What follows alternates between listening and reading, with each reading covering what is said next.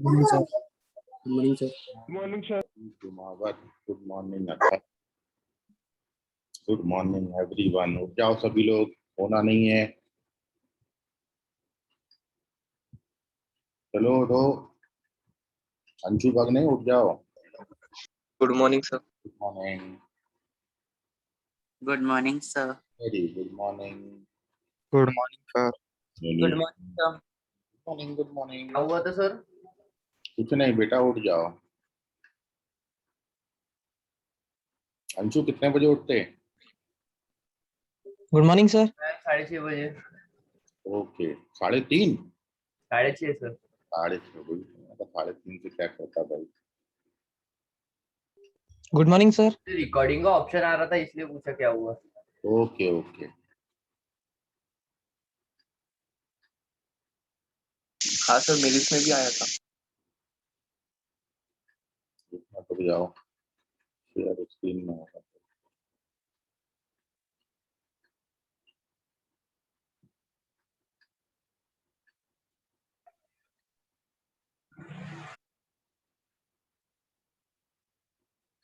अभी भी आ रहा है क्या? नहीं सर, वो लीव मीटिंग और कंटिन्यू का ऑप्शन आ रहा था जब रिकॉर्डिंग चालू की थी तब। ओके। हाँ सर। कुछ स्टार्टिंग में गड़बड़ हो गया होगा। अभिषेक और यादव, माइक म्यूट करो अपना।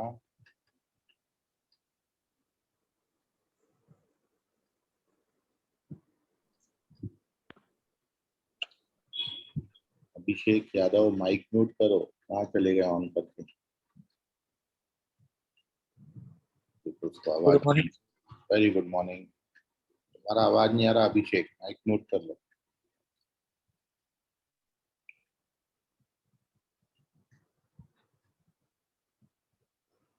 Good morning sir. Very good morning.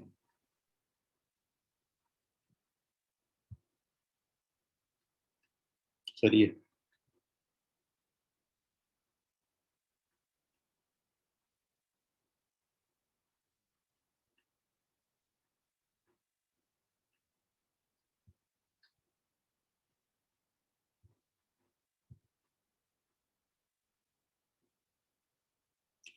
so we are almost and to the end of this chapter.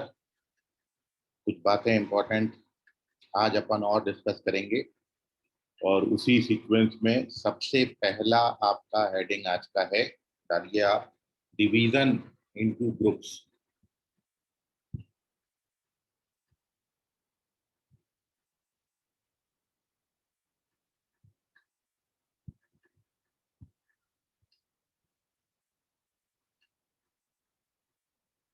मतलब कुछ दिए गए ऑब्जेक्ट्स को आपने कुछ ग्रुप ग्रुप में डिवाइड करना है। जैसे आप बच्चे भी ग्रुप बनाते हो, वैसे ही ग्रुप्स का डिवीजन हमने करना है, ग्रुप में डिवाइड करना है। तो उस पर अपन आज डिस्कशन कर रहे हैं। तो सबसे पहला इसमें जो पार्ट है, डिवीजन इनटू ग्रुप्स में सबसे पहली बात, we have to divide the number of ways. पहला formula,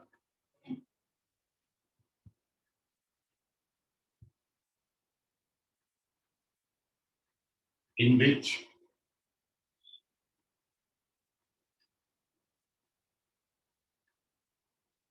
n plus n things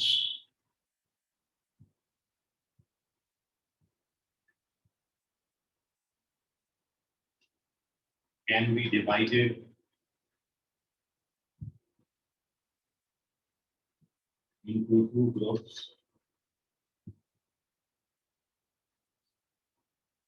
which contain n and n objects respectively,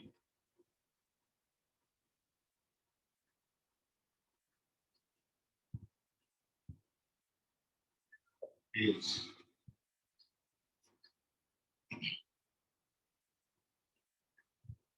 formula is m plus n factorial divided by m factorial into n factorial। लेकिन ये याद रखें यहाँ पर m और n बराबर नहीं है, m is not equal to n। So we have total m plus n things और m plus n things को हमने दो ग्रुप में डिवाइड करना है और इसमें से एक ग्रुप में m things और दूसरे ग्रुप में n ऑब्जेक्ट्स हो या n things हो।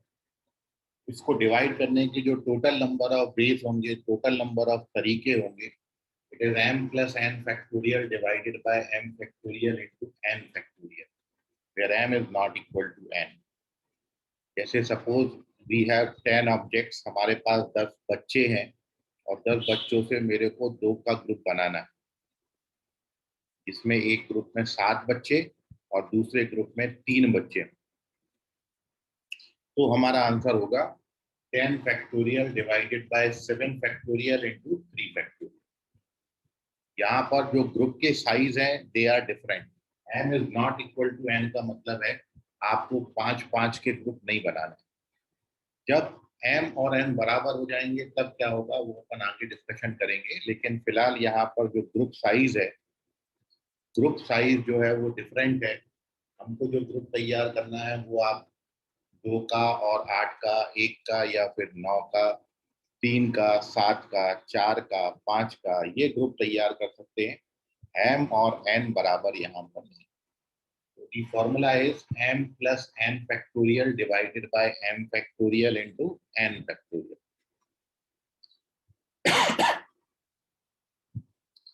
अब ये फॉर्मूला आया कैसे, तो बड़ा सिंपल सा इसका एक्सप्लेनेशन है कि आपको m प्लस n थिंग्स में से 2 ग्रुप तैयार करने हैं, जिसमें एक ग्रुप में m थिंग्स और दूसरे ग्रुप में n थिंग्स हो या n ऑब्जेक्ट्स हो। सो फॉर दिस आप क्या करोगे, जो अपना नॉर्मल वे होता है कि सबसे पहले मैं m प्लस n ऑब्जेक्ट्स में से m का कोई एक ग्रुप बना लूंगा। मतलब जो इसका एक्सप्लेनेशन है वो कुछ ऐसा है कि m प्लस n में से हमने सपोज m का ग्रुप तैयार किया, m प्लस n में से m ऑब्जेक्ट्स का एक ग्रुप बना दिया। अब बचे अपने पास n ऑब्जेक्ट्स, तो उन n ऑब्जेक्ट्स में से n का एक group. When you simplify this, then you get this formula। क्योंकि आप जानते हो NCR के फॉर्मूला से this can be written m plus n factorial divided by m factorial into n factorial, और NCM का वैल्यू तो 1 होता है। तो now this gives you m plus n factorial divided by n factorial into n। So this is the explanation of this formula। जरूरी नहीं है m plus n में से आप m का ग्रुप पहले बना, आप m प्लस n सी n भी लिख सकते हो। अब बचेंगे m ऑब्जेक्ट, तो फिर m से m का ग्रुप बना देंगे MCM, तो भी यही चीज आएगी, तो भी कोई फर्क नहीं आएगा। So this is the verification of the formula. But formula आपने याद रखना है, और ये याद रखना है कि जो ग्रुप का साइज है वो यहाँ पर डिफरेंट है। और अब अपन इस बात पे बात करेंगे कि यदि m और n बराबर हो जाते, यदि m is equal to n, तो इसमें भी फर्स्ट केस है कि जो ऑर्डर ऑफ ग्रुप है वो इम्पोर्टेंट है कि नहीं है। इसमें फर्स्ट केस है कि if order of group is not important, if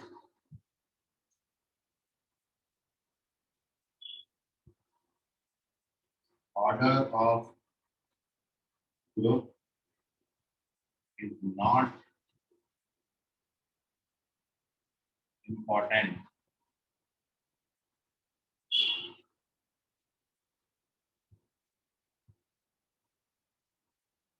order of group is not important का मतलब ये कहीं भी मेंशन नहीं हो कि कौन सा ग्रुप का फॉर्मेशन आपने पहले करना है। तो order of group is not important, तो इसमें अपन बात लिखेंगे if order of group is not important then the number of ways in which the number of ways in which, अब देखिए m और n को जब हमने बराबर ले लिया है तो टोटल ऑब्जेक्ट्स आपके 2m हो जाएंगे या 2n हो जाएंगे। m बराबर n है, m की जगह पर n डाल दीजिए या n की जगह पर m डाल दीजिए, तो टोटल ऑब्जेक्ट्स अब आपके पास m प्लस n के बजाय n प्लस n मतलब 2n हो जाएगा। The number of ways in which 2n things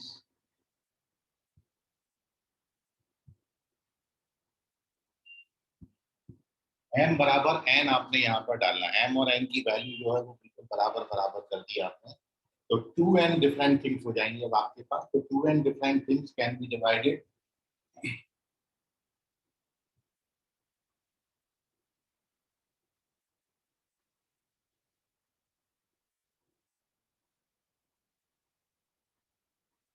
equally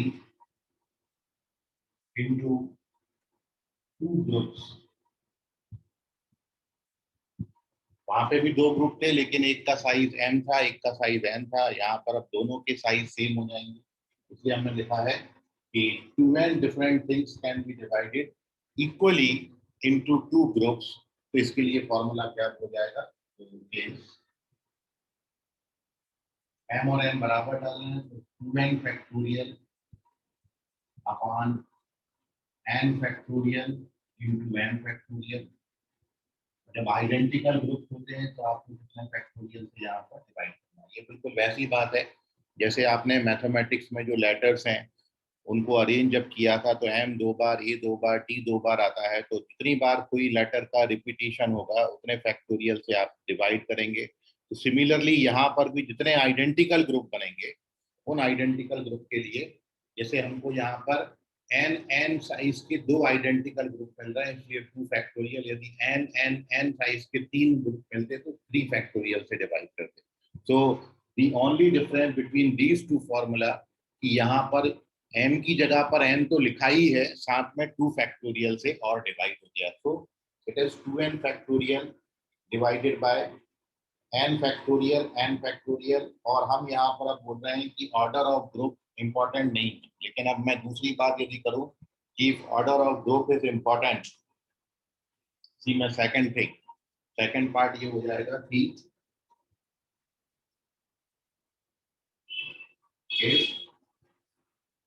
order of group is important.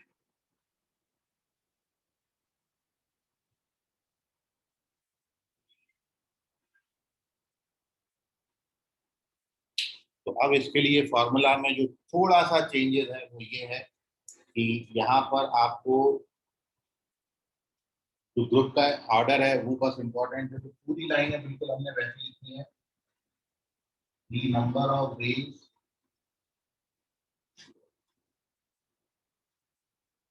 in which 2n different things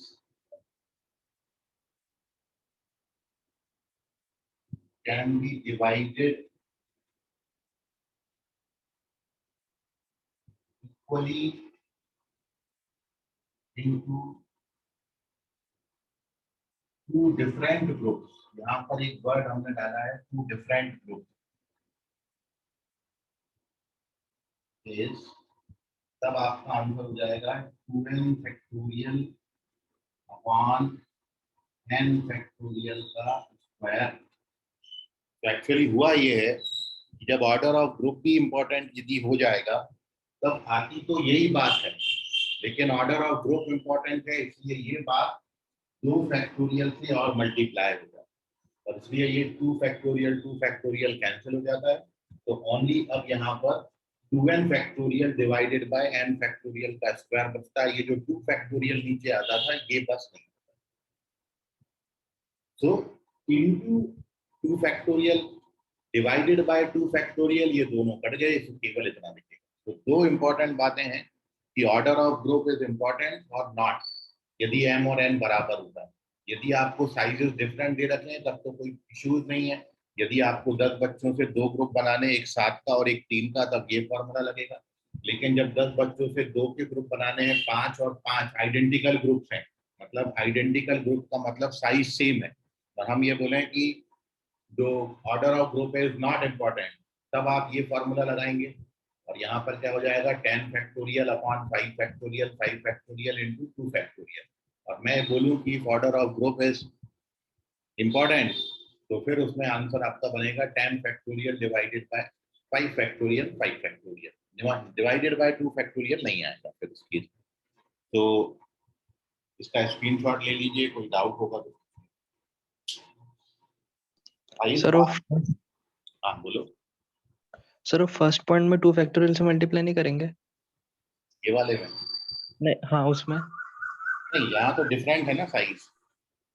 2 factorial तब आता है कि जब आप आइडेंटिकल ग्रुप बना रहे हो, तो आइडेंटिकल में ये पहचानना मुश्किल होता है कि कौन सा ग्रुप आइडेंटिकल जब बनाया, सेम साइज का बनाया, तब ये आपको पहचानना मुश्किल होगा कि कौन सा ग्रुप पहले फॉर्म हो गया। 10 में से 5 अलग कर लिए, बचे हुए 5 में से 5 का ग्रुप बना दिया। ठीक है ऋषभ? हाँ सर ठीक है। तो नाउ मूविंग, इसका स्क्रीनशॉट ले लीजिए। हाँ बोलो बेटा। सर अगर जब ग्रुप का इम्पोर्टेंट है और तब आइडेंटिकल ग्रुप्स नहीं बनते? नहीं, आइडेंटिकल ग्रुप में ही ग्रुप का इंपॉर्टेंट, मतलब जैसे ग्रुप को मैं ग्रुप नंबर 1 और ग्रुप नंबर 2 दे दूं, तो कुछ मैंने ये बना लिया कि भाई मैंने मैथ्स में एक टेस्ट लिया 10 बच्चों का 10 मार्क्स का, मैं बोलूं कि 5-5 के ग्रुप मेरे को बनाना है, और पहला ग्रुप उन बच्चों को बनाना है जिसमें जिनको 6 से लेके 10 तक मार्क्स मिले हैं, दूसरा ग्रुप उन बच्चों का तैयार करना है 5 ग्रुप का जिनको 5 या 5 से कम मार्क्स मिले हैं। तो इसमें अब ये हो गया कि ऑर्डर ऑफ ग्रुप इंपॉर्टेंट हो गया कि आप कौन सा ग्रुप का फॉर्मेशन पहले कर रहे हैं। तो उसमें 5-5 बच्चे तो दोनों में ही दिखेंगे, दोनों आइडेंटिकल साइज के हैं, लेकिन अब कौन सा फॉर्मेशन पहले करना है तो ये क्वेश्चन में आपको क्लियरली मेंशन होता है। ठीक है, सो यदि क्वेश्चन के according order of group important है, ऑर्डर ऑफ ग्रुप इंपॉर्टेंट है, फॉर्मूला आप हमेशा यही याद रखें। जितनी आइडेंटिकल बातें हैं, यदि आइडेंटिकल ग्रुप बनना है तो उतने फैक्टोरियल से डिवाइड करोगे। अब थोड़ा सा इसमें आगे बढ़ेंगे, यदि क्वेश्चन में ये मेंशन है कि ग्रुप का ऑर्डर इंपॉर्टेंट है, तब उतने फैक्टोरियल से मल्टीप्लाई हो जाता है, इनडायरेक्टली 2 फैक्टोरियल नहीं आएगा। तो यदि ग्रुप का ऑर्डर इंपॉर्टेंट है तो यही फॉर्मूला 2 फैक्टोरियल से मल्टीप्लाई होगा। यदि ग्रुप का ऑर्डर इंपॉर्टेंट नहीं है तो फिर इतना ही होना पड़ेगा। ठीक है अंशु? सर बोलो दीपशिका, कुछ बोल रही हो? दीपशिका वॉइस नहीं आ रहा, वॉइस नॉट क्लियर। चलिए take the screen. Deepshikha voice not clear. आपका आवाज वहां से तो निकल रहा है, यहाँ तक नहीं पहुंच पा रहा, इन्हीं टेक्निकल वजहों से। लिख के बता सकते हो क्या पूछ रहे हो?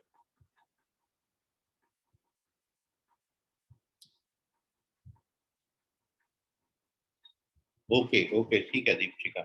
तो now moving on to page number 2। Sir हाँ बोलो बेटा। तो लास्ट लाइन में कैन बी डिवाइडेड का क्या है? क्या बोले बेटा? लास्ट लाइन में कैन बी डिवाइडेड के बाद क्या लिखा है? लास्ट स्टेप में 2n factorial divided by n factorial square. दिख नहीं रहा था, फिर दिखेगा। 1 मिनट वेट।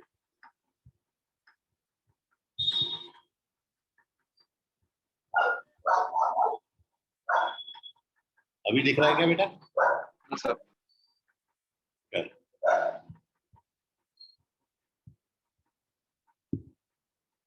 चलिए, सो ऐसा है, बस इसमें हुआ ये है कि ये इधर 2 फैक्टोरियल आएगा, ग्रुप का ऑर्डर इंपॉर्टेंट है, 2 फैक्टोरियल आएगा तो ये कट जाएगा, केवल इतना दिख रहा है। Moving on to second page, division into group में। अब मैं ये आपके 2 ग्रुप बनाए थे, अब वैसे 3 ग्रुप, फिर 4 ग्रुप, 5 ग्रुप, 10 ग्रुप, वो डिपेंड करेगा कितने साइज आपको दे रखी है। So now the next second, the number of ways in which n plus p things are done. n plus p things can be divided into 3 groups which contains n and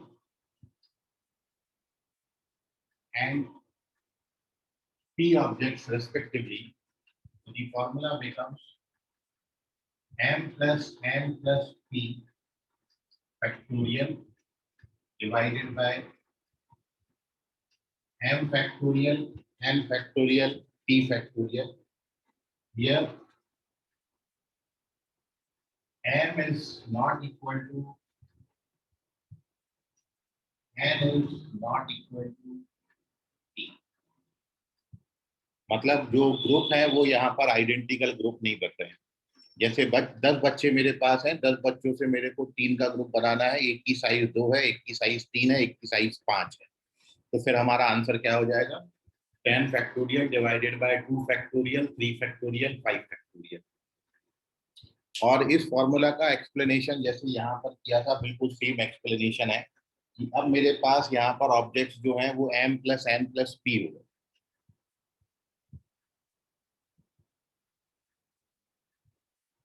तो m plus n plus p object में से पहले मैं m का एक group बना लेता हूँ। अब m बच्चे कम हो जाएंगे, अब आपके पास बचेंगे कितने objects? n plus p objects.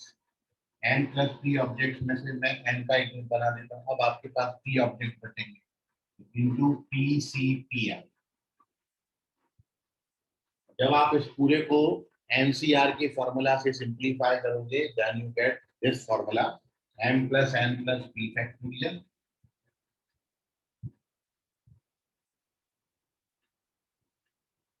Divided by, और PCP की वैल्यू 1 होती है, तो यू गेट दिस फॉर्मूला। मैं डायरेक्टली यही लिखता हूँ, बार बार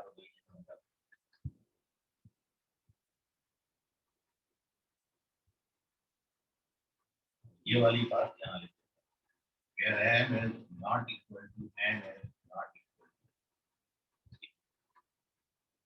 आप इसको NCR के फॉर्मूला से सिंप्लीफाई करोगे तो आपको यही चीज मिलेगी, बाकी जो कुछ भी है वो सब कट पिट जाता है, केवल इतना आता है। आप उसको करके देख लीजिएगा, इजीली हो जाता है। अब यदि ऐसा हो जाए m बराबर n बराबर p, तीनों बराबर हो जाते हैं, तो इसमें भी दो ही केस को बनेंगे कि if order of group is not important then number of ways in which 3n things हो जाएंगे अब आपके पास, क्योंकि m p और n सबको बराबर डाल दिया अपन ने। तो यहाँ पर टोटल 3n थिंग्स हो जाएंगे, can be divided equally into 3 groups. And order of group is not important, so it becomes 3n factorial, n factorial, n factorial, n factorial cube आएगा, इसलिए यहाँ पर 3 factorial, क्योंकि 3 आइडेंटिकल ग्रुप बन रहे हैं यहाँ पर। जैसे मेरे पास 12 बच्चे हों, 4 4 4 का 3 ग्रुप मेरे को बनाना है, तो ऊपर 12 फैक्टोरियल आएगा, नीचे 4 फैक्टोरियल का क्यूब आएगा, और 3 आइडेंटिकल ग्रुप हैं इसलिए 3 फैक्टोरियल से डिवाइड हो जाएगा। एंड बिल्कुल सिमिलर वे में if order of group is important, तो उस केस में number of ways in which 3n different things can be divided equally into 3 different groups। तो उस केस में यहाँ 3 फैक्टोरियल कट जाएंगे, तो ये आते ही नहीं 3 फैक्टोरियल। तब यहाँ पर केवल आएगा 3n फैक्टोरियल और डिवाइडेड बाय n फैक्टोरियल का क्यूब। हर जगह 3 3 3 से रिप्लेस कर देना, 2 2 2 की जगह 3 3 3 आ जाएगा। So order of group is important और order of group is not important, ये उस पर डिपेंड करेगा। तो ना टेक दी स्क्रीन, बिल्कुल वैसी बात है जैसे हमारे पास हमने 2 ग्रुप बनाए थे।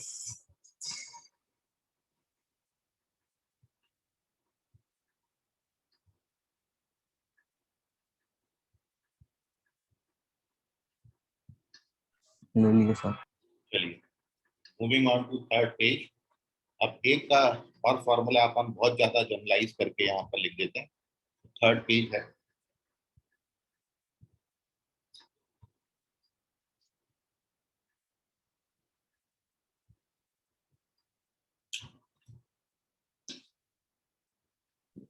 सर ले लो, हो जाए तो बता देना। सर हो गया।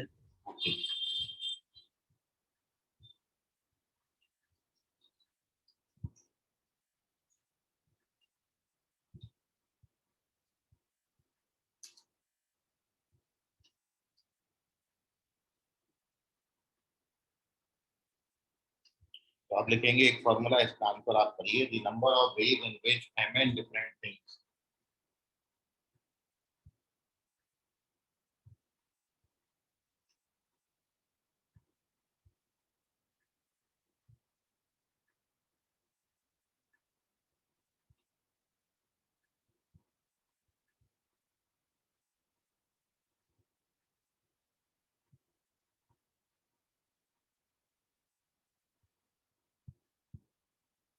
can be divided equally into m groups.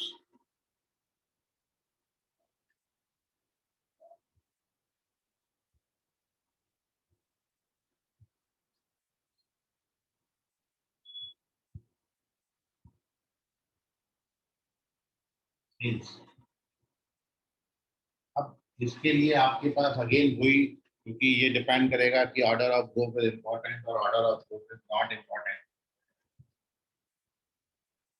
सो हमारे पास mn थिंग्स हैं और मेरे को m ग्रुप बनाने हैं और इक्वल साइज के बनाने हैं।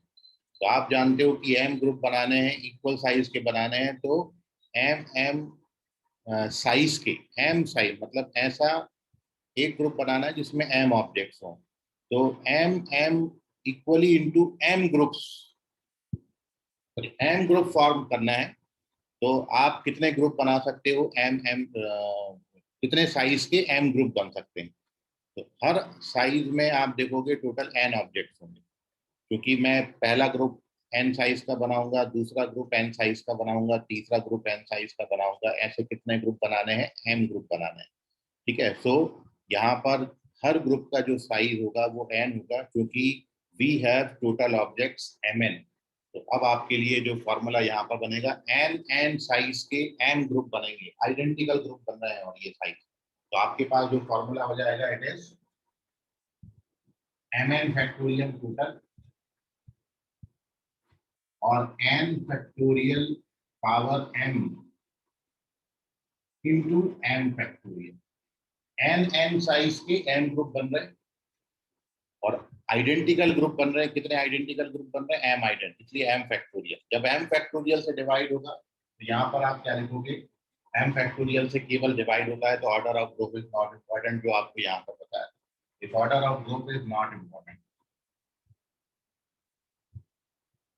बिल्कुल सेम बात है, इसी का जनरलाइज्ड वर्जन है।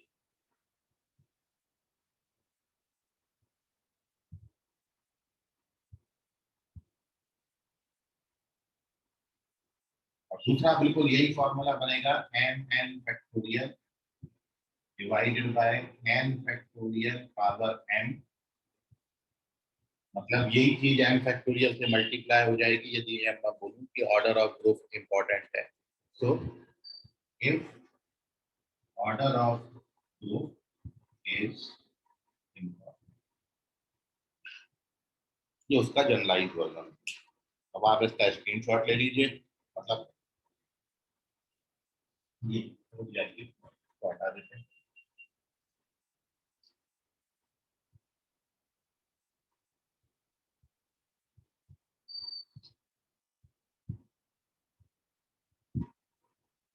तो ये हो गया डिवीजन इनटू ग्रुप का।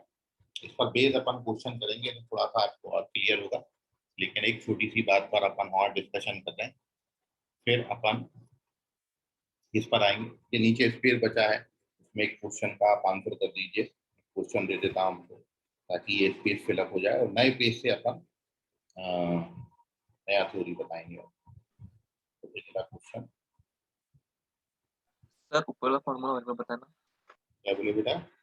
ऊपर वाला फॉर्मूला और एक बार बताना। ठीक है, सेम सेम फॉर्मूला है जैसा अभी आपने 2 के लिए पढ़ा था, 3 के लिए पढ़ा था। अब आपके पास टोटल ऑब्जेक्ट्स हो गए mn। ठीक है, जैसे मेरे को mm साइज के 2 ग्रुप बनाने हैं तो 2m ऑब्जेक्ट्स थे। जैसे मेरे पास mm साइज के 3 ग्रुप बनाने थे तो मेरे पास टोटल ऑब्जेक्ट्स हो जाएंगे 3m। mm साइज के 4 ग्रुप बनाने होंगे तो ऑब्जेक्ट्स मेरे पास हो जाएंगे 4m। यदि mm साइज के n ग्रुप बनाने हैं तो मेरे पास ऑब्जेक्ट हो जाएंगे nm। ठीक है, अब आपको यहाँ पर बोला है m ग्रुप बनाने हैं। जैसे मैं आपको बोलूँ कि nn साइज के 2 ग्रुप बनाने हैं। सबसे पहला केस हमने जो पढ़ा था जब m और n बराबर हो गया था, n साइज के 2 ग्रुप बनाने हैं। तो आपके पास ऑब्जेक्ट्स कितने थे? Total 2n। n साइज के 3 ग्रुप बनाने हैं तो आपके पास ऑब्जेक्ट्स थे 3n। n साइज के n ग्रुप बनाने हैं तो आपके पास ऑब्जेक्ट्स होंगे mn। तो इसलिए यहाँ पर mn ऑब्जेक्ट, m को 2 डालोगे तो पहले केस पे पहुंच जाओगे, m को 3 डालोगे तो दूसरे केस पे पहुंच जाओगे, और m को m डालोगे तो ये वाला केस रहेगा। तो ये तो फर्स्ट थिंग होगी। अब बाकी बिल्कुल बातें सेम है कि जैसे आप यहाँ पर m को 2 ग्रुप बनाने हैं, आपको m की जगह पर 2 डाल रहे हैं तो यहाँ पर 2n हो जाएगा। m को 2 डाल रहे हैं तो पावर 2 हो जाएगा, m को 2 डाल रहे हैं तो 2 फैक्टोरियल हो जाएगा। ये आपने 2 वाले केस में देखा। यदि m को 3 डाल दोगे तो यहाँ पर 3n हो जाएगा, यहाँ पर 3 हो जाएगा, यहाँ पे 3 हो जाएगा। हर जगह m की जगह 3 डाल देंगे, और m की जगह m डाल देंगे तो ये उसका जनरलाइज वर्जन हो गया। समझ गया अभी? हाँ सर। 1 मिनट वेट करना।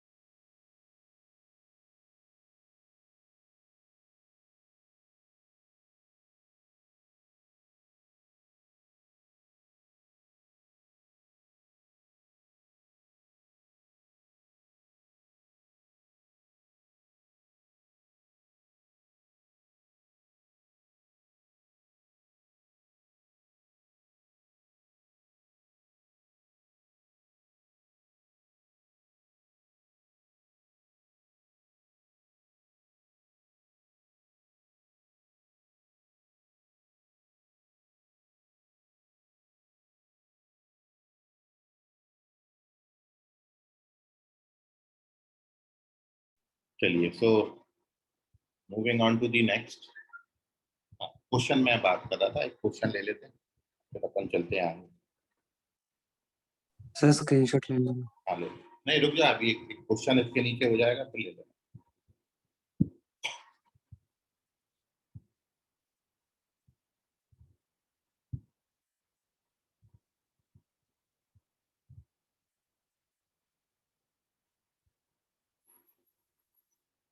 देखो, man has 7 friends.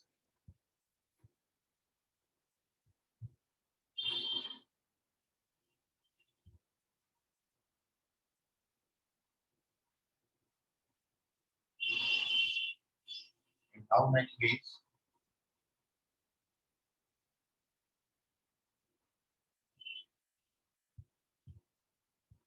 he can invite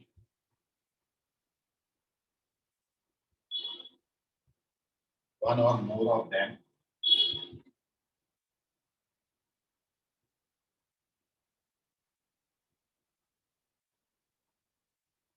for a tea party?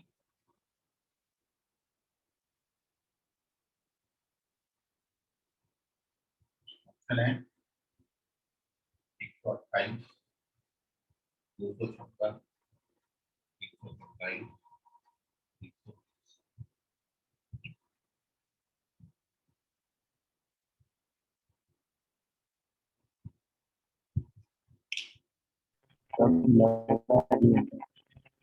अभिषेक, आवाज नहीं आ रहा, वॉइस क्लियर नहीं है बेटा। आप जो है वो चैट बॉक्स में लिख दें। So if a man has 7 friends, in how many ways can he invite one or more of them for a tea party?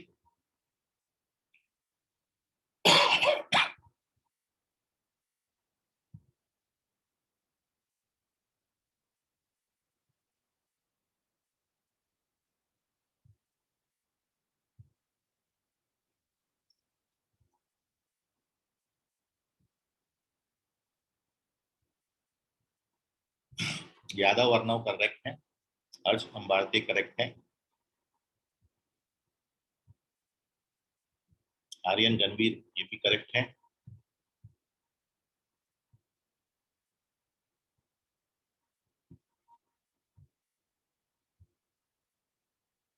Pranav बेटा चेक करो, गलत हो गया।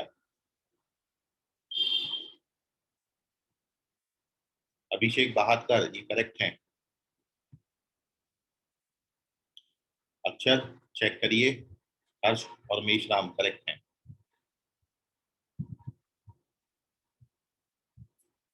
कनिष्ठा समर्थ ये करेक्ट है।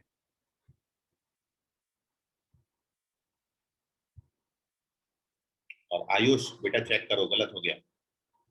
अंशु अंशु करेक्ट है।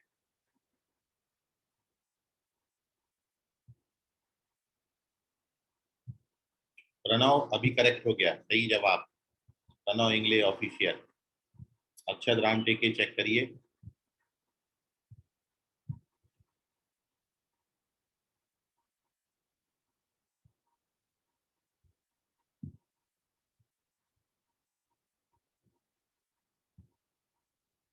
अभिषेक करेक्ट है, कुणाल करेक्ट है, दीपशिखा करेक्ट है।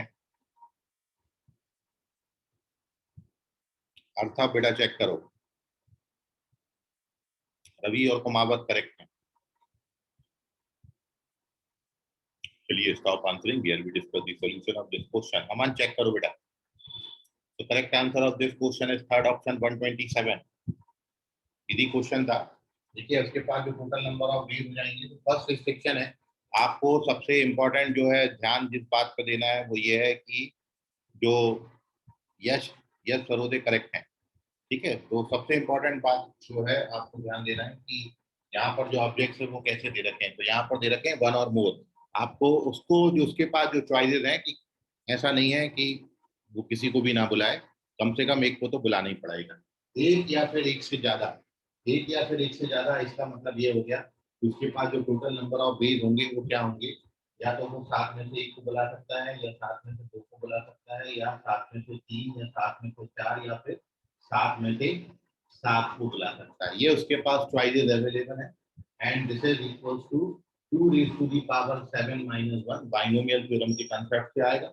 2 power 7 is 128, 128 minus 1 it is 127।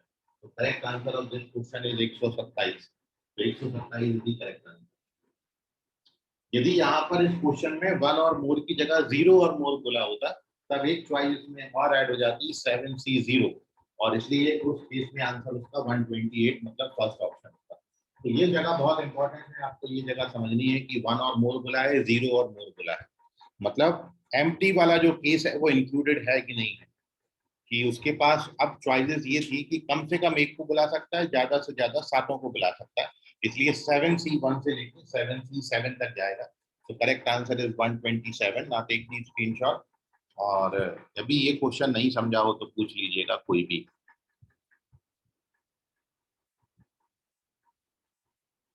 चलिए, so this is our division into groups. और ना एक और बहुत इंपॉर्टेंट बात पे बात करते हैं, page number 4।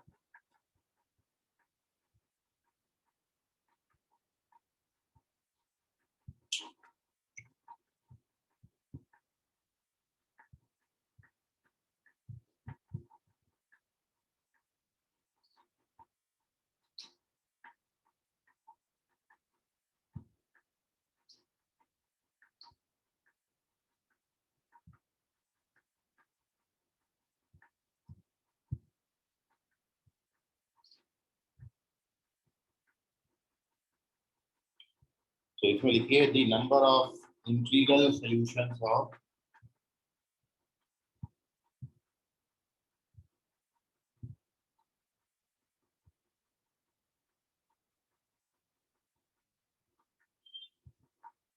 x1 plus x2 up to xr equals to n, where x1 is greater than or equal to 0, x2 is greater than or equal to 0, और xr is greater than or equal to 0। ये भी question इसमें पूछा जाता है, इस तरीके का कोई एक्सप्रेशन दिया जाता है और आपसे पूछा जाता है कि इसके कितने इंटीग्रल सॉल्यूशंस होंगे, और इन सब पे रिस्ट्रिक्शन ये है, इंटीग्रल सॉल्यूशन पूछा है इसलिए x1 x2 x3 xr की वैल्यू जो है वो इंटीजर होंगी, first thing. And the second thing, ये x1 x2 x3 xr में से हर कोई जीरो या फिर जीरो से बड़ी वैल्यू ले सकते हैं। ये बात बहुत इंपॉर्टेंट है कि यहाँ पर जीरो को इंक्लूड किया गया है कि नहीं। तो इस तरीके के आपको दो टाइप के क्वेश्चन देखने को मिलेंगे। एक तो इस जगह पर रिस्ट्रिक्शन होता है कि x1 आपका जीरो या जीरो से बड़ा होता है, और दूसरा रिस्ट्रिक्शन ये होता है कि x1 आपका 1 और 1 से बड़ा होता है। तो जब 1 और मोर देन 1, जो आपने अभी इसके पहले क्वेश्चन किया था 1 और मोर, उसका मतलब है कि वहां पर x1 ग्रेटर देन और इक्वल टू 1 था। और मैं यदि बोलता 0 और मोर, तो फिर उस केस में यहाँ पर ये चीज आपको दिखती है x1 ग्रेटर देन और इक्वल टू 0। ऐसा सब पे रिस्ट्रिक्शन ये है। तो this is the total number of integral solutions of x1, x2, x3 up to xr equals to n, where x1, x2, x3 up to xr ये सारे के सारे 0 और मोर देन 0 के बराबर है। तो इसके जो नंबर ऑफ सॉल्यूशन आएंगे बिल्कुल ये बराबर होते हैं जब आपको डिस्ट्रीब्यूट करना हो n आइडेंटिकल थिंग्स को m पर्सन्स के बीच में, सॉरी r पर्सन्स के बीच में। तो इसके नीचे एक लाइन अपन लिखेंगे कि it is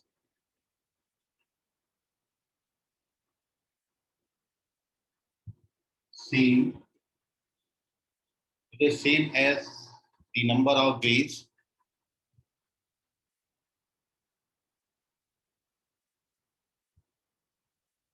in which n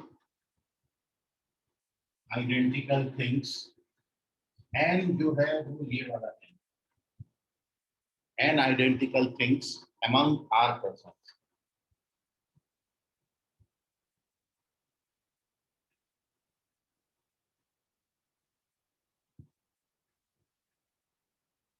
last में जाके मैं एक फॉर्मूला तक आपको पहुंचा रहा हूँ। आप जब भी ऐसा क्वेश्चन आएगा तो वो फॉर्मूला से क्वेश्चन को आगे बढ़ाइएगा। एक क्वेश्चन भी अपन करेंगे तो आपको और ज्यादा भी क्लियर होगा। So it is same the number of ways in which n identical things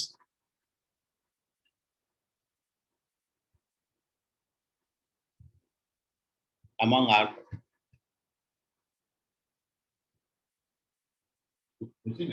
is same as the number of ways to distribute n identical things.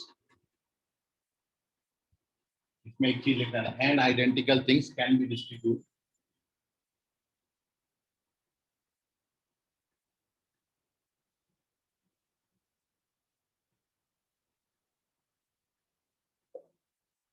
अब लिखिए among r।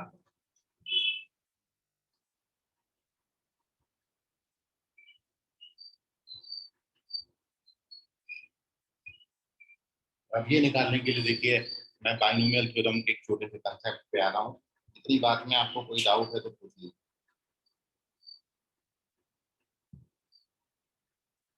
सर सर वो आखिरी की जो 2 लाइन है वो समझाइए ना वापस से। देखिए आपको यहाँ पर इसके इंटीग्रल सॉल्यूशन बताने हैं, और x1 पे रिस्ट्रिक्शन ये है कि x1 का वैल्यू 0 से लेके r, 0 और 0 से बड़ा कुछ भी हो सकता है। x2 का वैल्यू भी 0 और या मोर देन कुछ भी हो सकता है 0। और ऐसे ऐसे टोटल कितने ग्रुप्स हैं आपके पास? r ग्रुप्स हैं, और इन r ग्रुप्स में हमको कितनी बातों को डिवाइड करना है? n बातों को डिवाइड करना है। तो इसलिए हमारे पास जो टोटल ऑब्जेक्ट्स हो गए टू डिस्ट्रीब्यूट वो हो गए n आइडेंटिकल ऑब्जेक्ट। ये टोटल n जो है, इस n को हमने डिस्ट्रीब्यूट करना है इतने ग्रुप्स में, और जहां में से हर ग्रुप का वैल्यू जो है 0 या फिर 0 से ज्यादा हो सकता है। n आइडेंटिकल थिंग्स डिवाइडेड या डिस्ट्रीब्यूटेड बिटवीन r ग्रुप्स। तो यहाँ पर यही लिखा r persons n identical things. तो ये वाला n जो है वो टोटल ऑब्जेक्ट्स है, और यहाँ पर x1 plus x2 plus x3 मान लो 3 ही ग्रुप है, तो फिर यहाँ पर अपन n आइडेंटिकल थिंग्स को 3 में डिवाइड करेंगे।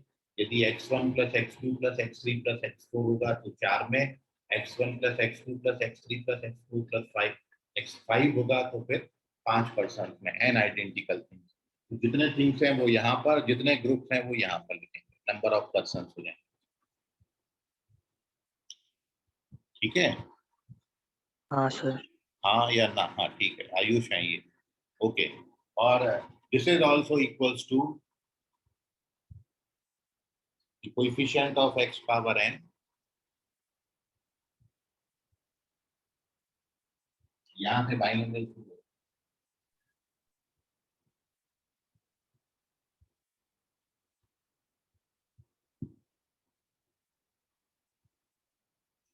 इन एक्सपांशन ऑफ जो आपका बाइनोमियल एक्सपांशन होता है वो अपन यहाँ पर लिख रहे हैं x0 x, क्योंकि x का वैल्यू कहाँ से कहाँ तक है,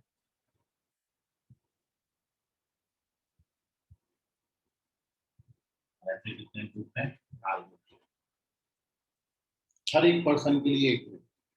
जैसे आपके पास मान लो x1 plus x2 plus x3, जैसे आपने बोला n आइडेंटिकल ऑब्जेक्ट्स हैं और r ग्रुप में डिवाइड करना है, और हर ग्रुप में रिस्ट्रिक्शन ये है कि जो x1 का वैल्यू है वो 0 या फिर 0 से ज्यादा हो। जब 0 और मोर देन 0 बोलेंगे तो यहाँ पर 0 1 2 3 अप टू, या फिर यदि आपको यहाँ पर 1 और मोर देन 1 बोलेंगे तो फिर आपकी जो शुरुआत होगी वो यहाँ से होगी, मतलब 0 वाला केस हट जाएगा। यदि 2 या 2 से बड़ी शुरुआत करेंगे तो 2 टर्म हट जाएंगे, फिर 2 और मोर देन 2 लेंगे। तो which is also equals to the coefficient of x power n in this expansion, और ये एक्सपांशन में आप coefficient of x power n आप बड़े इजीली निकाल सकते हो, क्योंकि अब ये बात पहुंच गई बाइनोमियल में, और बाइनोमियल थ्योरम आप सभी ने पढ़ा है कि इस तरीके के एक्सपांशन में आप coefficient of x power n कैसे निकालो। तो वो अब आप देखिए ध्यान से, यदि आप इसको ऑब्जर्व करेंगे तो ये एक ज्योमेट्रिक प्रोग्रेशन लिखा हुआ है, जिसका फर्स्ट टर्म 1 है, जिसका कॉमन रेशियो x है। तो यहाँ पर आपके पास this is equals to coefficient of x power n इन, इसका एक्सपांशन करोगे तो ये a अपॉन 1 माइनस r आता है, उस पे पावर r लगा हुआ है। तो ये चीज जब ऊपर आएगी तो ये 1 minus x power minus r हो जाएगा। बाइनोमियल थ्योरम में आपको ये एक्सपांशन बताया था जब इंडेक्स आपका नेगेटिव हो जाता है, और ऐसे 3 बातों के लिए आपको डायरेक्ट लर्न करने को बोला था, 1 माइनस एक्स पावर माइनस 1 का, 1 माइनस एक्स पावर माइनस 2 का, 1 माइनस एक्स पावर माइनस 3 का। आप पीछे जाके देखेंगे तो आप रियलाइज करेंगे। ठीक है, सो ये एक्सपांशन कैसे लिखा जाता है, चूंकि जब आपको बताया था नेगेटिव इंडेक्स होगा तो सबसे पहली रिस्ट्रिक्शन जो है, first term should be 1। The second thing, NCR is defined only for natural number. जब नेगेटिव इंडेक्स या रैशनल इंडेक्स आ जाता है तब अपन एनसीआर का सिंबल यूज नहीं करते। और अगली बात जो है, नंबर ऑफ टर्म जो है इनफाइनाइटली मैनी होते हैं, क्योंकि सीरीज कभी टर्मिनेट नहीं होती, सीरीज कभी खत्म नहीं होती। ये 3-4 बातें आपको वहां पर लिखाई थी जब आपको बाइनोमियल थ्योरम बताया था नेगेटिव इंडेक्स के लिए। तो जब आप इसका एक्सपांशन लिखोगे 1 minus x power minus r का, तो this is equals to coefficient of x power n इन, इसका एक्सपांशन अब जो आएगा, फर्स्ट टर्म 1 आता है, next term r into x आएगा, अगला r into r plus 1 upon 2 factorial x square आएगा। ठीक है, ये x स्क्वायर का कोएफिशिएंट हुआ, ये x का कोएफिशिएंट हुआ, हमको x पावर n के कोएफिशिएंट तक पहुंचना है। तो इट इज अप टू, अब देखिए यदि x पावर 2 है तो यहाँ 2 फैक्टोरियल आता है और यहाँ उससे एक कम आता है। मेरे को x पावर n तक जाना है तो अपन क्या लिखेंगे, r plus 1 r plus 2 up to r plus n minus 1 upon n factorial, और ये किसका कोएफिशिएंट होगा, x पावर n ऊपर है, थोड़ा सा यहाँ पर r plus 1 up to r plus n minus 1 divided by n factorial into x power n, और सीरीज इसके बाद भी कंटिन्यू करेंगे। ये इसका एक्सपांशन आपने लिखना वहां पे सीखा था।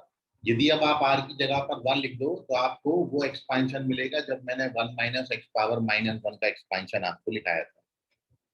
सो ये एक्सपांशन होगा, और अब इसमें x पावर n का कोएफिशिएंट आप देख रहे हो उतना आता है।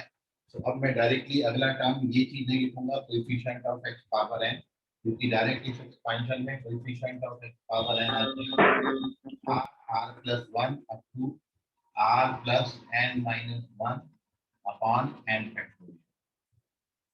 और इसको आप सिंपली लिख सकते हो n plus r minus 1 factorial upon r minus 1 factorial into n factorial, which is also equals to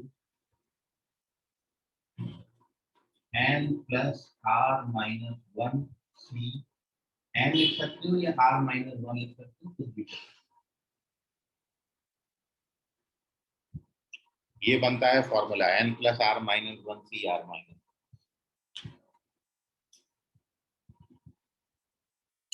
तो ये पूरा जो कंसेप्ट है ये बाइनोमियल का है, और इसमें यदि आपको कुछ समझने में कहीं दिक्कत गया हो तो पूछ लीजिए।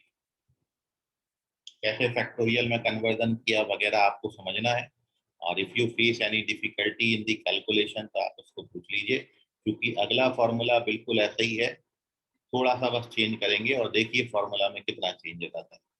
सर एक बार फिर से एक्सप्लेन करना। कौन सा?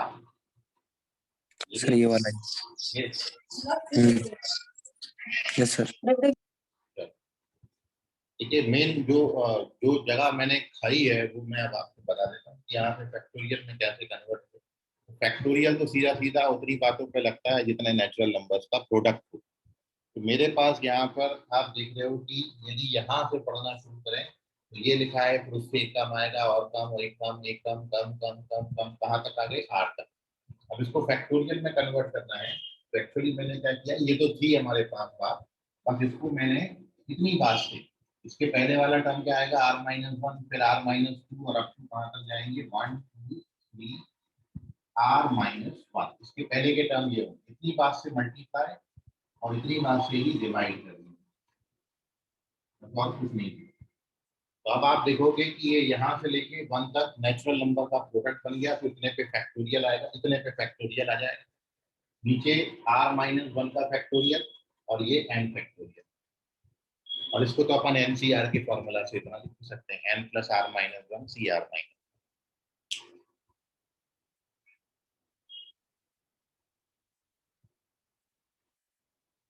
सर हाँ बोलो। सर उसके ऊपर वाली लाइन एक बार समझाया। ऊपर वाली लाइन में इसका जो है वो एक्सपांशन लिखा हुआ है, ये जो है इसका एक्सपांशन होता है 1 माइनस एक्स पावर। आपने जब एक्सपांशन लिखा था तो वहां पर r की जगह पर n लिखा था। जब बाइनोमियल में आपने नेगेटिव इंडेक्स के लिए पढ़ा तो वो 1 minus x power minus n पढ़ा, तब आपने वहां पर लिखा था 1 plus n x plus n into n plus 1 upon 2 factorial x square. फिर ये टर्म जब लिखते थे तो n plus 1 n plus 2 n plus r minus 1 upon r factorial x power r।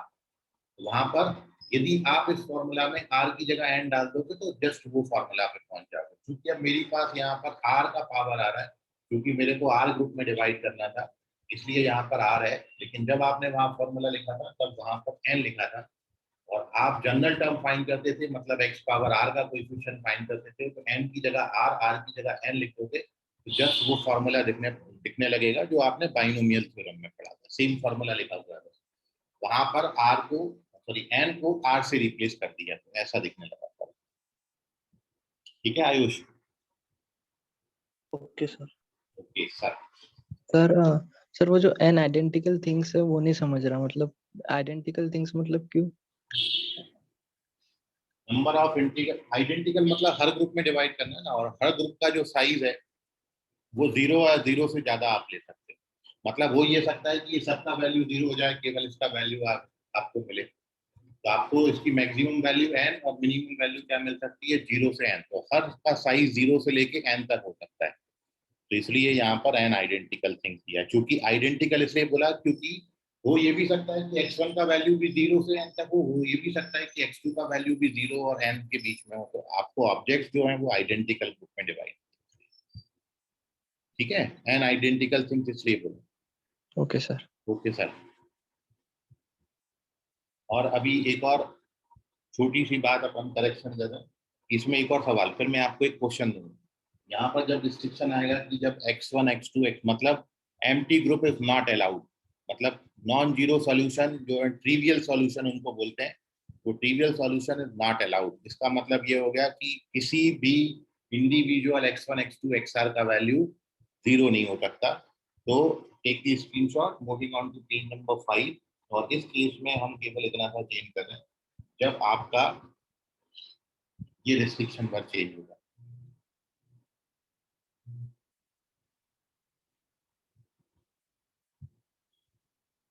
Page number 5 यहाँ पर चेंज करते हैं और यहाँ पर चेंज करते हैं।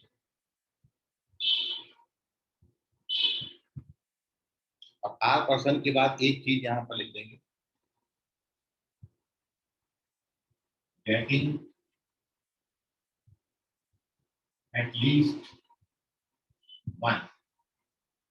मतलब अब रिस्ट्रिक्शन ये है कि हर पर्सन को कम से कम एक ऑब्जेक्ट जरूर मिलना चाहिए, गेटिंग एट लीस्ट वन। पहले ये रिस्ट्रिक्शन नहीं था, पहले 0 और मोर देन 0 था।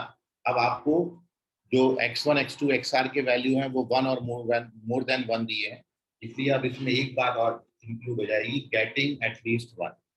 ठीक है। सो अब आप जब इसका एक्सपांशन लिखोगे तो शुरुआत कहाँ से होगी? देखिए अब कितना कितना कहाँ कहाँ चेंज आता है। अब शुरुआत जो होगी बिल्कुल सेम थिंग है, बस ये वाली टर्म यहाँ से हट जाएगी, x पावर 1 से शुरू होगा।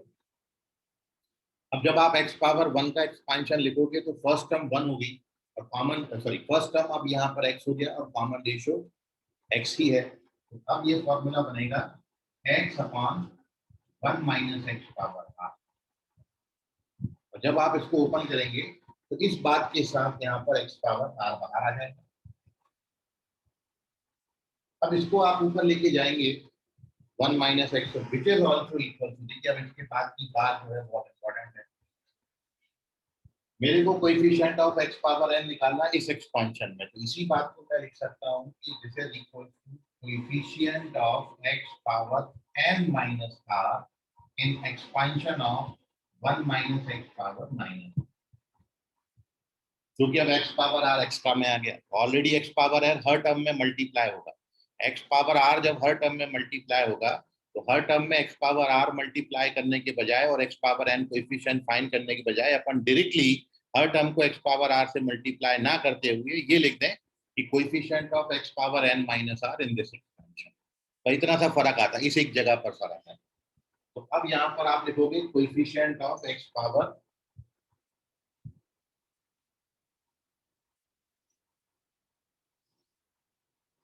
n minus r in this expansion. अब मेरे को यहाँ पर n माइनस r तक जाना है, तो इस फॉर्मूला में n माइनस r, जब n की जगह n माइनस r लिखोगे तो ये कैसा दिखेगा? तो n की जगह n माइनस r लिख दोगे।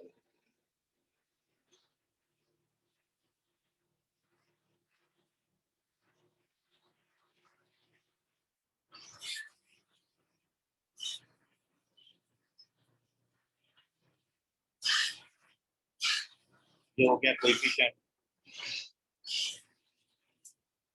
और आप कोएफिशिएंट लिख लेते हैं। देखिए कोएफिशिएंट क्या बनेगा? कोएफिशिएंट बनेगा r प्लस 1। अब होता ये है कि r इसमें कैंसिल हो जाएगा, तो ये कहाँ तक जाएगा? n माइनस 1 तक। और नीचे डिवाइडेड बाय क्या है आपका? n minus r। और अब इसको इतने ही बातों से ऊपर नीचे मल्टीप्लाई करेंगे तो ऊपर जो पहले n plus r minus 1 factorial बन रहा था, आपको n माइनस 1 फैक्टोरियल।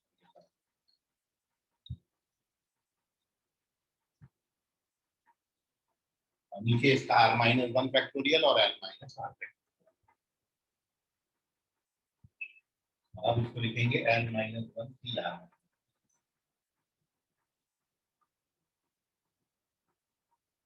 हर एक बात को ओपन करोगे तो आपको फॉर्मूला मिलेगा। दिस इज दी फॉर्मूला जब सॉल्यूशन एटलीस्ट 1 बोला हो, n माइनस 1 CR माइनस 1।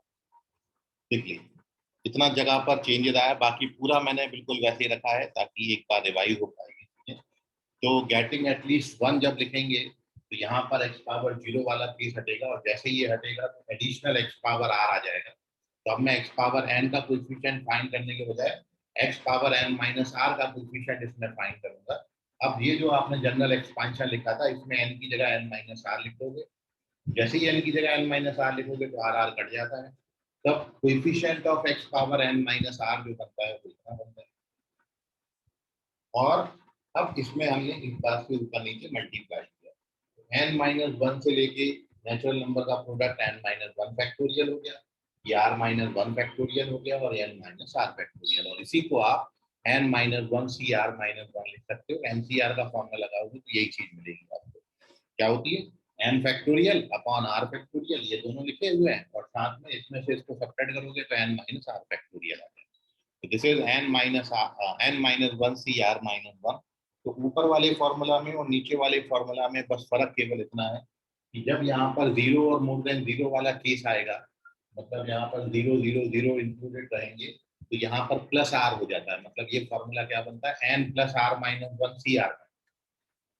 जब 1 और मोर देन 1 रहेगा तब यहाँ पर r हट जाता है, n-1 cr-1 रह जाता है। बस इतनी सी बात है। एक क्वेश्चन में यूटिलाइज करके आपको बताता हूँ, first you take the screenshot. Sir जो अभी अपन ने दोनों केसेस देखे उसमें बायनोमियल पार्ट जहाँ से स्टार्ट हो रहा है उसकी फर्स्ट स्टेप कैसे आई, मतलब कैसे? इसमें coefficient of x power n निकालना है। मतलब हर ऐसे r टर्म में कोएफिशिएंट ऑफ x आपको, जब आप ऐसे ऐसे इसी बात को r बार मल्टीप्लाई करोगे तो उसमें coefficient of x power n आपने फाइंड करना है, क्योंकि आपके पास कितने ऑब्जेक्ट्स हैं? n आइडेंटिकल ऑब्जेक्ट्स हैं, और उसको r ग्रुप में डिवाइड करना है। तो इनडायरेक्टली ये बात ऐसी हो गई कि आपको x पावर, मतलब ऐसा हो गया कि ये आपके पास ऑब्जेक्ट्स है, इसमें अब आपको बताना है कि इन सब में मैं x1 x2 x3 xr की कुछ कुछ वैल्यू डालूं। किसी में मैंने x की वैल्यू 0 डाली, किसी में 1 ली, किसी में 2 ली, किसी में 3 ली, किसी में 10 ली, किसी में 15 ली, तो इन सब का सम n के बराबर आता है। तो ऐसे ऐसे हमारे पास 8 प्रोडक्ट होंगे, इसलिए अपन ने इस एक्सपांशन में x पावर n का कोएफिशिएंट फाइंड कर लिया। मतलब सारे केसेस इंक्लूडेड है, 0 और मोर देन 0 इंक्लूडेड है। आप इंडिविजुअल हर को वैल्यू देना है और इस तरीके से वैल्यू देना है कि r का जो सम मिले वो कितना मिले आपको, हमेशा n। ठीक है रोशन? तो सर वो जो एक्सपांशन आएगा जो x power 1 x square whole power r, तो उसमें x पावर n की वैल्यू वो n आएंगी, मतलब x पावर n का जो कोएफिशिएंट होगा वो x1 + x2 + x3 xn xr तक होगा। हाँ। कैसे? क्यों? ये जो वैल्यूज है ना, ये किसकी हैं? x1 को वैल्यू आप दे रहे हो, x2 को वैल्यू दे रहे हो, कितने टर्म दिए हैं? r। तो मैंने यहाँ पर मान लो x को, जो पहला जो सोल्यूशन है उसमें पावर 1 लिया, ये जो टर्म है ये दूसरे सोल्यूशन को डिनोट कर रहा है, और ऐसे आइडेंटिकल ऑब्जेक्ट्स हैं आपके पास, n आइडेंटिकल ऑब्जेक्ट्स हैं, r ग्रुप बनाने हैं आपको, r ग्रुप में डिवाइड करना है उसको।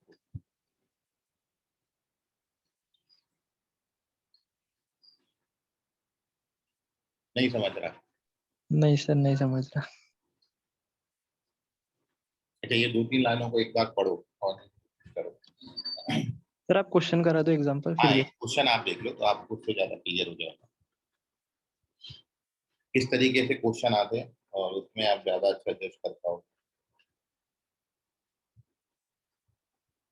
1 मिनट सर स्क्रीनशॉट लेना।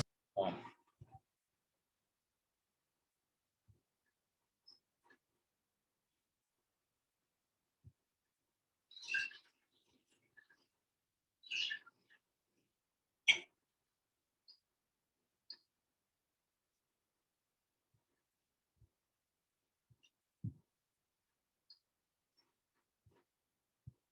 वेट करना क्वेश्चन।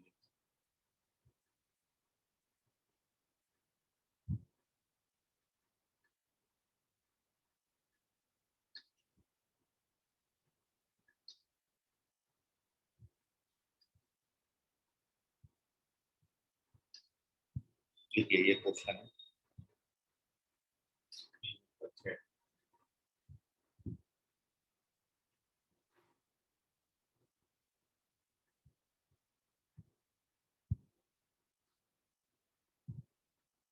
क्वेश्चन ये है कि the number of ordered triplets of positive integers.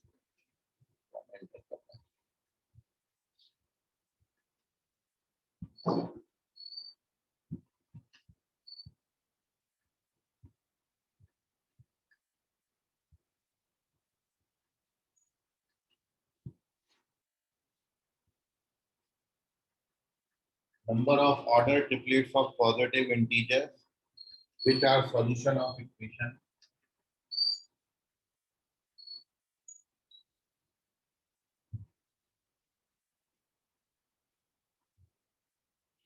x plus y plus z equals to 100 means option A 6005 4851 5081 या फिर नन। तो जो आप पढ़ते थे ना linear equation in 2 variables, linear equation in 3 variables, ये लीनियर इक्वेशन इन 3 वेरिएबल्स, और जो अपन ने फॉर्मूला पढ़ लिया है वो linear equation in r variables के लिए पढ़ लिया। n वहां पर 100 हो जाएगा, और ये जो है एक्स वाई जेड की वैल्यू आपको बोली है पॉजिटिव इंटीजर, इसी में सब कुछ बात छुपा हुआ है, बस यही है सब कुछ खेल, ये चीजें हो जाएगा कि आप पहला फॉर्मूला लगाओगे कि आप दूसरा लगाओगे। इसमें बस ये जज करना है कि एम्प्टी ग्रुप इज अलाउड और not allowed.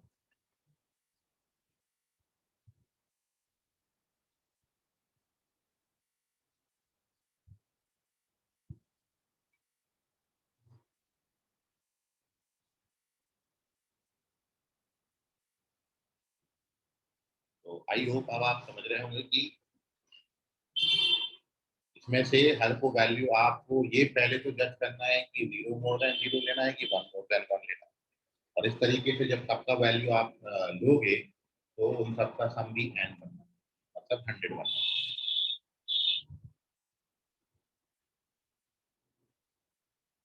Sir more than 0,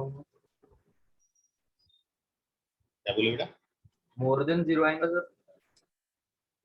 वो इसमें छुपा हुआ है, मैं उसको खुलासा नहीं करता हूँ। आप आंसर बताओ पहले मुझे।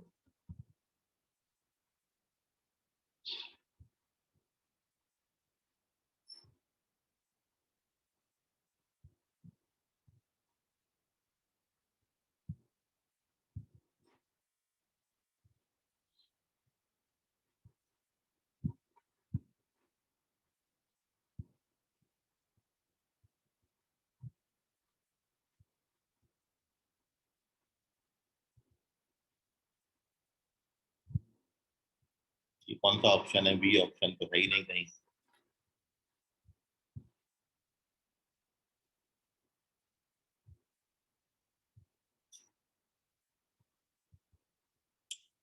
रवि कुमावत, अन्ना यादव करेक्ट है, हर्ष मेश्राम करेक्ट है। आपको ये बताना है ऐसे कितने ऑर्डर ट्रिपलेट, कितनी सॉल्यूशन पॉसिबल होंगी, टोटल नंबर ऑफ सॉल्यूशन निकालने के लिए कीज बना। Satvik Ambade correct, Saniksha Samarth, Mansi correct,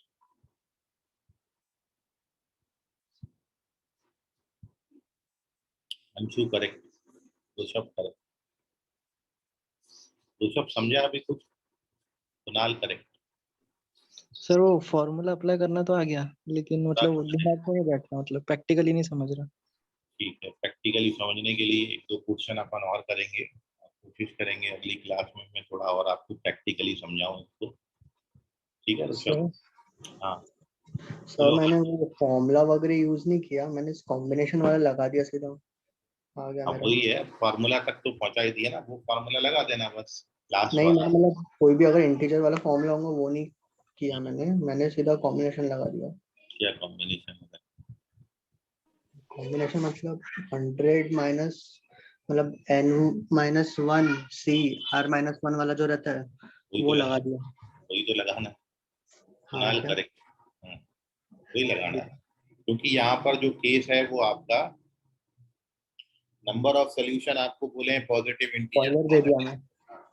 positive integer का मतलब है कि एक्स वाई जेड किसी का भी वैल्यू 0 नहीं हो सकता, मतलब आपको यहाँ पर एक्स का वैल्यू 1 और मोर देन 1 लेना है, वाई भी 1 और मोर देन 1 लेना है, और जेड भी 1 और मोर देन 1 लेना है। और 1 और मोर देन 1 का मतलब है किसी का वैल्यू 100 से ज्यादा भी नहीं होगा, और ये भी पक्की बात है। ठीक है, तो वो डिपेंड करेगा साइड वाले नंबर पे कि वो आपको कितना दे रखा है। मिनिमम रेंज तो पता है, मैक्सिमम डिपेंड करेगा n पे। तो ये इस पे रिस्ट्रिक्शन है। और अब आपके पास r का n का वैल्यू जो है वो 100 हो गया, r का वैल्यू जो है वो 3 हो गया। और सेकंड केस है यहाँ पर टोटल नंबर ऑफ ट्रिपलेट जो होंगी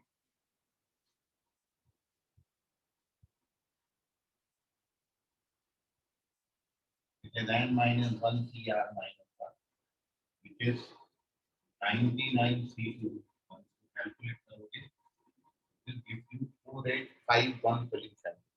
4851 सॉल्यूशंस होंगे टोटल। ऐसे ऐसे इस इक्वेशन के 4851 4851 सॉल्यूशंस होंगे। ऑर्डर ट्रिपलेट का मतलब कि XYZ XYZ XYZ ऐसे ऐसे टोटल 4851 सॉल्यूशन आपको मिलेंगे। और हर XYZ का जब आप सम करोगे तो वो 100 होगा, मतलब इसको सेटिस्फाई करेगा। ऐसी आप 4851 वैल्यूज बना सकते हो। तो इसमें से सारा केस हमने इंक्लूड कर लिया। जब मैं x का वैल्यू 1 में से 100 तक कुछ भी ले लूं, y का वैल्यू 1 से 100 तक कुछ भी ले लूं, और z का वैल्यू 1 से 100 तक कुछ भी ले लूं, तो टोटल पॉसिबिलिटीज जो होंगी XYZ की वो 4851 हो सकती हैं। ऐसे टोटल 4851, मतलब जैसे मैंने x1 का वैल्यू 1 ले लिया, x का वैल्यू 1 ले लिया, y का वैल्यू 2 ले लिया, हो गया 3, और z का वैल्यू मैं 97 ले लेता हूँ। तो ऐसी जितनी पॉसिबल होंगी वैल्यूज, वो टोटल पॉसिबल वैल्यूज 4851 आ सकती है। तो इसलिए अपन हर एक इंडिविजुअल पे यहाँ पर XYZ लिखा है, वहां पर X1 X2 X3 लिखा था। तो X1 plus X2 plus X3 ऐसे ऐसे कितने ग्रुप बनाए थे अपन ने, वहां पर R ग्रुप बनाए थे, यहाँ पर 3 ग्रुप बनेंगे। थोड़ा बहुत इस पर और अपन प्रकाश डालेंगे कल की क्लास में। इसका स्क्रीनशॉट ले लो आप। 1 तो 3 क्वेश्चन और इस टाइप के कराते तो थोड़ा सा और आपको क्लियर होता है। ठीक है, तो कल एक लास्ट में कुछ क्वेश्चन अपन P&C के करेंगे, कल खत्म करेंगे, और अगले डे से अपन रिलेशन एंड फंक्शन शुरू करेंगे। ठीक है, तो टेक दी स्क्रीनशॉट, बाकी करेंगे अगली क्लास में। तब तक के लिए धन्यवाद। Bye everyone. Bye sir. Bye sir. Bye. Bye sir.